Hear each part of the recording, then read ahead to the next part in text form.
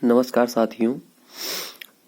आज हम तुम लोग को टीचिंग में जो लेसन प्लान बनाया जाता है उसके बारे में हम बताएंगे। देखिए, टीचिंग तो भाई बीटीसी में भी और बीएड में भी लगती है टीचिंग, लेकिन खास तौर पे ये बीएड वालों के लिए है। बीटीसी वाले भी बना सकते हैं, ऐसी कोई बात नहीं। बीटीसी वालों के लिए भी है, बीएड वाले भी बना सकते हैं, कोई दिक्कत नहीं। और बीएड फर्स्ट ईयर में तो टीचिंग अनिवार्य नहीं है, परंतु फर्स्ट ईयर में टीचिंग तो माइक्रो टीचिंग होता है। एक छोटा प्लान होता है, एक बड़ा प्लान होता है। जो बीएड फर्स्ट ईयर में टीचिंग होती है, उस जो सूक्ष्म शिक्षण होता है वो 5 से 7 मिनट के लिए होता है। उसमें कौशल होते हैं कई, जैसे हमारा उद्दीपन परिवर्तन कौशल हो गया, उसके बाद एक हो गया दृष्टांत कौशल हो गया, प्रश्नीकरण कौशल हो गया, प्रस्तावना कौशल हो गया। इस प्रकार कुछ कौशल होते हैं, वही सब हमको फर्स्ट ईयर में बताया जाता है। बीएड फर्स्ट ईयर में टीचिंग जो होती है मेन वो सेकेंड ईयर में होता है। किसी इंटर कॉलेज में किसी इंटर कॉलेज में हम लोग को जाना पड़ता है वहाँ टीचिंग करने के लिए, सेकेंड ईयर वालों के लिए। और टीचिंग वो 6 से 8 तक लगती है अधिकतर, कभी कभार 9 या 10 में लग जाती है, नहीं तो हम लोग को टीचिंग 6 से 8 तक लगती है। तो हम पाठ्य योजना के बारे में कुछ चर्चा करेंगे। देखिए, जो लेसन प्लान हम लोग को बनाया जाता है यही देख लीजिए। हम सबसे पहले ये जो हम बता रहे हैं इस पुस्तिका पे जो बनाया जाएगा उसके लिए लेसन प्लान, जो ब्लैक बोर्ड पे कितना बनाया जाता है उसको भी हम बताएंगे। यहाँ देखिए, पाठ्य योजना संख्या 1, पाठ्य योजना संख्या 1 ऊपर डालेंगे। उसके बाद विद्यालय का नाम डालेंगे। जिसके विद्यालय का नाम जो होगा वो अपने विद्यालय का नाम डालेंगे, विद्यालय का नाम यहाँ डालेंगे। उसके बाद छात्राध्यापक का नाम, अगर बालक है तो छात्राध्यापक लिखेंगे, अगर बालिका है तो छात्राध्यापिका का नाम लिखेंगे। उसके बाद देखिए, छात्राध्यापक का नाम डाला गया है। उसके बाद एक टेबल बनता है, इसमें रहता है दिनांक, कक्षा, वर्ग, विषय, उपविषय, कालांश, अवधि। और ये बड़ा प्लान है जो है टीचिंग का। इसलिए जो है अवधि इसका 40 मिनट रहता है। बाकी जिसका जो सब्जेक्ट रहेगा उस सब्जेक्ट पढ़ेगा। उपविषय रेखा गणित हो गया, जैसे मान लीजिए हमने कोड पढ़ाया है तो कोड रेखा गणित में आएगा, तो वही उपविषय रेखा गणित हो गया। उसके बाद तब जाके प्रकरण में आपको क्या पढ़ाना है उसको लिखना पड़ता है। लेकिन प्रकरण कब लिखा जाएगा इसको हम अभी चर्चा कर रहे हैं। समान उद्देश्य, प्रकरण के बाद समान उद्देश्य। समान उद्देश्य में देखिए इसको लिखना पड़ेगा। 6 पॉइंट है ना, 6 पॉइंट देख लीजिए, क्योंकि नहीं तो वीडियो ज़्यादा बड़ा हो जाएगा। आप इसको देख लीजिए, जिसको लिखना हो अपना वीडियो रोक के लिख लेंगे। हो गया ना, ठीक है। अब आगे चल रहे हैं। समान उद्देश्य हो गया। समान उद्देश्य के बाद तब जाके हेडिंग आती है हमारी विशिष्ट उद्देश्य। विशिष्ट उद्देश्य में हम 2-3 पॉइंट लिखते हैं। विशिष्ट उद्देश्य में हम बालक के तीनों पक्षों का ध्यान दिया जाता है। इसमें उसके ज्ञानात्मक, भावात्मक, क्रियात्मक तीनों पक्षों का ध्यान दिया जाता है। विशिष्ट उद्देश्य के बाद तब जाके हमारा सहायक सामग्री आएगा। सहायक सामग्री में जो लपेट श्यामपट्ट होता है, मॉडल होता है, डेस्टर होता है, चाक इत्यादि आते हैं इसमें। उसके बाद पूर्व ज्ञान। पूर्व ज्ञान जो हमारा रहता है पूर्व ज्ञान में कि छात्र, हमारा जो प्रकरण रहेगा उसी प्रकरण से रिलेटेड रहता है, छात्र कोण के बारे में समान जानकारी रखते हैं। उसके बाद प्रस्तावना प्रश्न, ये मेन है, मेन यही है प्रस्तावना प्रश्न।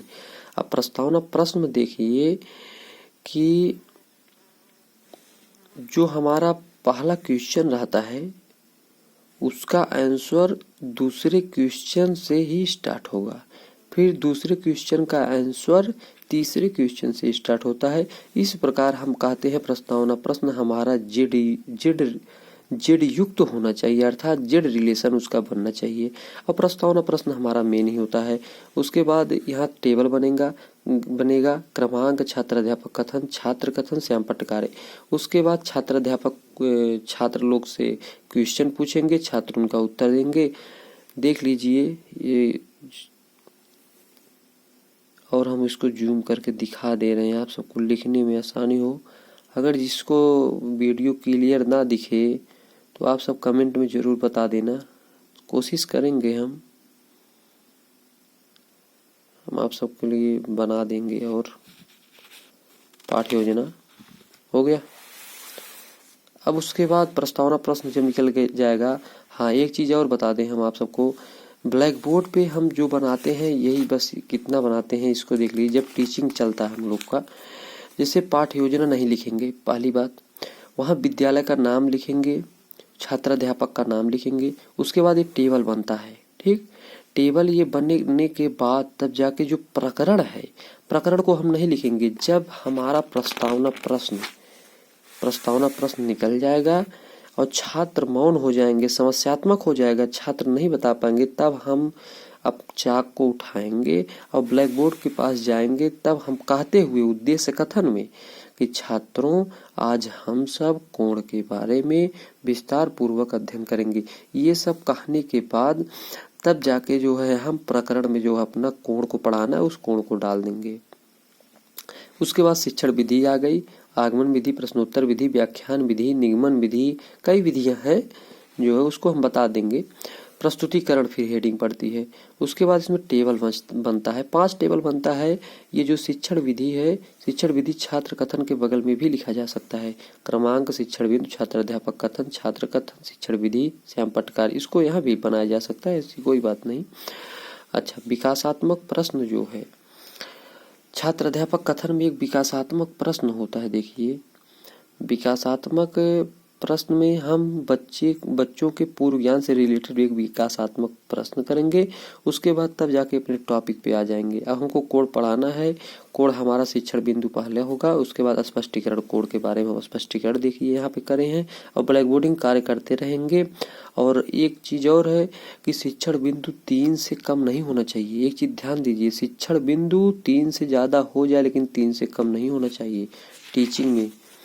उसके बाद देखिए आ जाइए, फिर हमने कोण के प्रकार यहाँ पढ़ाया, बच्चों से कुछ क्वेश्चन करेंगे एक बार पढ़ाने के बाद। फिर उसके बाद कोण के प्रकार के बारे में देखिए बताए हैं।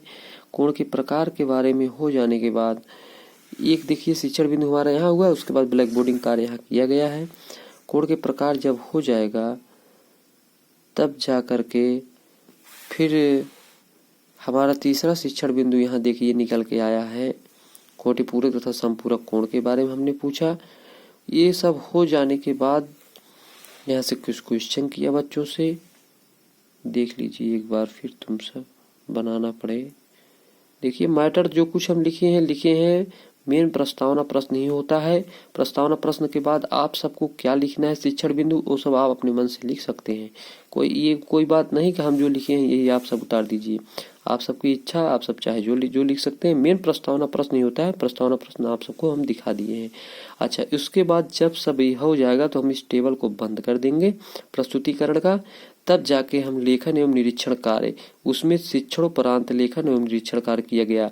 जब हम लोग को टीचिंग चलती है ना, तो जो ब्लैक बोर्ड पे सारांश लिखे रहेंगे तो हम कहेंगे, सभी बच्चों से कहेंगे कि सभी छात्र, सभी बच्चे ब्लैक बोर्ड पे लिखे गए सारांश को अपनी अभ्यास पुस्तिका में उतार लीजिए, लिख लीजिए। उसके बाद तब जाके हमारा उसमें क्या, जब बच्चे लिखते रहेंगे तो छात्राध्यापक क्या करते हैं, उसको टहल के जो है कुछ आगे पीछे टहल के बच्चों की कापियाँ चेक करनी चाहिए, बच्चे कहीं लिख रहे हैं या ना लिख रहे हैं। तो उनको जो है, इसलिए लेखन एवं निरीक्षण कार्य यहाँ पे लिखा गया है, उसका हमें निरीक्षण करना चाहिए। उसके बाद हेडिंग हमारी आती है पुनरावृत्ति प्रश्न। जब हमारा लेखन एवं निरीक्षण कार्य हो जाएगा तब बच्चों से हम कुछ जो पढ़ाए रहते हैं, पीछे जो पढ़ाए रहेंगे उससे हम कुछ रिलेटेड कुछ प्रश्न करते हैं, प्रश्न करेंगे, पुनरावृत्ति प्रश्न करते हैं। उसके बाद तब जाके हमारे हेडिंग आती है गृह कार्य। तो गृह कार्य जो हमको किस पे लिखना होता है, जो लपेट श्यामपट्ट होता है, लपेट श्यामपट्ट पर लिखेंगे हम सब। लपेट श्यामपट्ट पर लिख के लेके जाते हैं तो लपेट श्यामपट्ट वहाँ पे एक दिखाना पड़ेगा ना बच्चों को। गृह कार्य लिख के जो गृह कार्य आप सब लिखे रहेंगे उसको दिखाना पड़ेगा और बच्चों से कहेंगे कि लपेट श्यामपट्ट पे लिखे गए गृह कार्य को आप सब अपनी अभ्यास पुस्तिका में लिख लीजिए और कल घर से करके लाना है। उसके बाद एक हेडिंग रहता है हस्ताक्षर छात्राध्यापक और हस्ताक्षर पर्यवेक्षक। यहाँ पे आपका दस्तखत रहेगा। हस्ताक्षर पर्यवेक्षक जब आप सब टीचिंग करते हैं तो वहाँ टीचर लोग पीछे आते हैं और जो टीचिंग किया जाता है आप सबकी कापी पीछे रखी होती है। टीचर आएंगे उसके बाद आपको मतलब आप किस तरह पढ़ा रहे हैं, आपकी शैली क्या है, बच्चों को आप सही तरीके से कंट्रोल कर पा रहे हैं कि नहीं, कहीं बच्चे आवाज़ तो नहीं कर रहे हैं। ये सब करने के बाद वो टीचर आएंगे पीछे। उसके बाद आपके कापी में कुछ घटक लिख के चले जाएंगे। बस एक पाठ योजना आप सबको कंप्लीट हो गया। बाकी और हम पाठ योजना आप सबको प्रोवाइड करते रहेंगे। आप सब देखना जरूर हमारे वीडियो को। अगर देखने के बाद अगर ठीक लगे तभी हमारे वीडियो को सब्सक्राइब करना, अन्यथा मत करना। और आप सब कमेंट करके बता देना हमारे वीडियो क्वालिटी कैसे। अगर क्लियर ना हो तो बता देना जरूर।